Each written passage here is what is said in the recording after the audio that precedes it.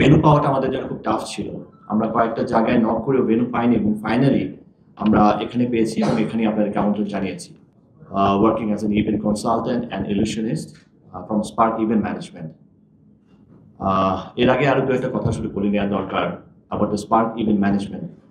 আমরা spark event ম্যানেজমেন্টের যাত্রা শুরু করি 98 থেকে, এবং 99-এ আমরা প্রথম রেজিস্ট্রেশন ট্রেড লাইসেন্স করি, এবং আমরা অনেক দিন ধরে দীর্ঘ 25 বছর ধরে এন্টারটেইনমেন্ট এবং ইভেন্ট ইন্ডাস্ট্রির সাথে কাজ করছি, এবং বিগত দিনের বাংলাদেশের অনেক বড় বড় মেগা ইভেন্ট আমাদের কোম্পানির দ্বারা সংগঠিত হয়েছে।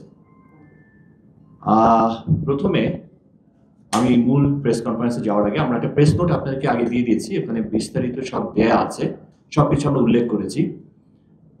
আসলে খুব তাড়াহুড়া করে খুব অল্প সময় আমরা এই প্রেস কনফারেন্সটা কল করেছি, এবং আপনাদের সবাইকে অসংখ্য ধন্যবাদ জানাচ্ছি।